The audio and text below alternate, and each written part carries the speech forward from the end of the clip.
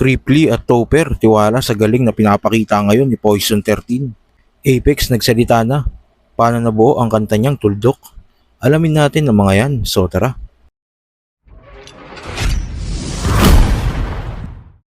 Itong April na nga gaganapin ang unang round ng isa buhay. Isa nga si Poison 13 sa inaasahang makakarating ng finals dahil sa pinakita niya last year kung paano niya tinalo si Sinyo at GL. Kaya tingin ni Cripply at Topper, malaking chance na makuha ni Poison 13 ang titulo ng isa buhay ngayong taon. Dagdag mo pa yung sinasabi nilang ika-13 ng isa buhay ang magti-champion ngayong taon, which is sakto sa pangalan ni Poison 13. Oo, nakapanood Poison, na yan. may poison ako dyan. Bakit ka kay Poison? Si Poison lang kasi ang kauna-unahang tumalo at huling tatalo sa akin. Uy, puto. Yan mo, mayabang ka, brother. Hindi, si Poison, magaling talaga. At saka, kung sa mga MC na sobrang sipag, Poison. Tatay mo. Poison talaga, Poison 13 pa. Pero pre, Poison tapos Sensei. Tulad nga nung nasabi ko din nung nakaraan, no? Si Sensei, isa to sa, para sa akin malupit. Isa to sa mga dapat abangan, no? Kaso yun nga, parang kahit ano yung sabihin natin gagi, sana lumusot ka dyan. Ay kaso putang ina, demonyo yan. Saka si Poison 13 yung parang paborito, hindi lang ng tao, no?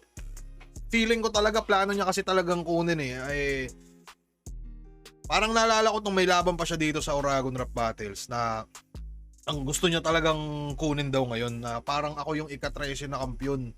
Mga putang ina nyo lahat. Parang ganun. So, Poison 13 verse, sa tingin mo mahihirapan kaya si Poison dito kay Sensei? Nahihirapan siya dyan. Bakit?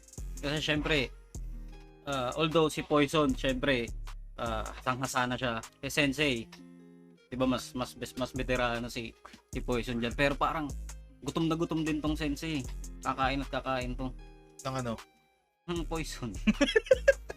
pero yun nga, sana ano. Kahit alam niya na parang pagpapatiwakal na to, puta, lalamunin ko to, parang ganun. Pero, hindi ko pa rin masabi na 100% si Poison manalo dyan. Pero kay Poison ako. Oo.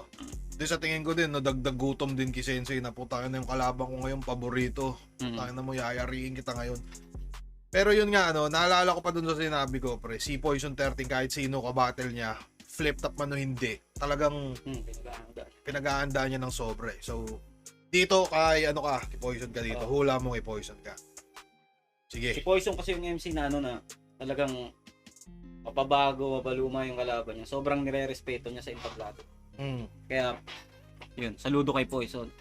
Crush mo si Poison. Crush ko siya, pero may putok. Hindi, joke lang. Joke lang po. Tanggal ka na. Poison tayo dito, pre. Sa kabilang balita naman, na-interview nga sa Apex sa Billboard Philippines.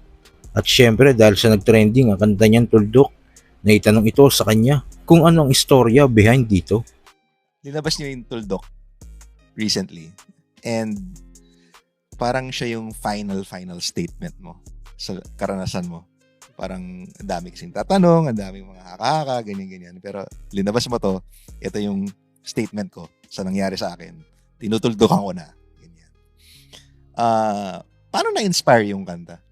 Bakit mo siya ginawa? And why release it now at this point in time? Nung February kasi, umaten ako ng Flip Top Anib, katulad nung kinento ko doon sa kanta.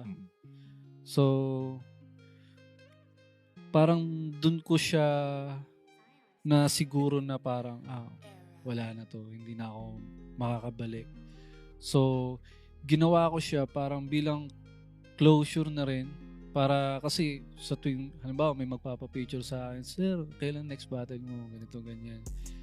Siyempre, lagi ko sinasagot, tingnan natin kung kailan. Baka nga sa December, baka sa ahon. So, ginawa ko siya para hindi na rin umasa. Tsaka para abangan ako ng mga tao sa bagong venture ko sa music nga, para magtotodo na ako sa music. Kasi most of the time, pinagsasabay ko yung dalawa. So, ayun, parang ginawa ko siya para ma-close na yung chapter. Kaya, nagulat ako kung bakit siya pumutok ng ganun. Hindi ko siya ini-expect na maging ganun. Kaya, ayun, yun yung inspiration ko na, yun nga, Para do sa mga nag-aabang talaga sa akin. Okay, alam niyo na yung sagot. Pakinggan niyo yung tuldok. So kayo ba mga kuys, ano masasabi nyo sa mga payag na ito ni Apex? At tingin nyo, kaya talagang makuha ni Poison 13 ang kampyonato ng isa buhay ngayong taon? Kung ano man ang saloobin mo, comment mo lang yan sa baba na mapag-usapan natin yan. So yun lang, God bless. Ninervyos, sorry. Sige, kumain ka ng multi kung dyan ka gagaling. Huwag ka lang mapapraning. Iinda at dadaing. Ano nasa na si Zoro? Huwag ka lang nang aaning. Kahit nahulog yung kutsara, tol, wala nang dadating.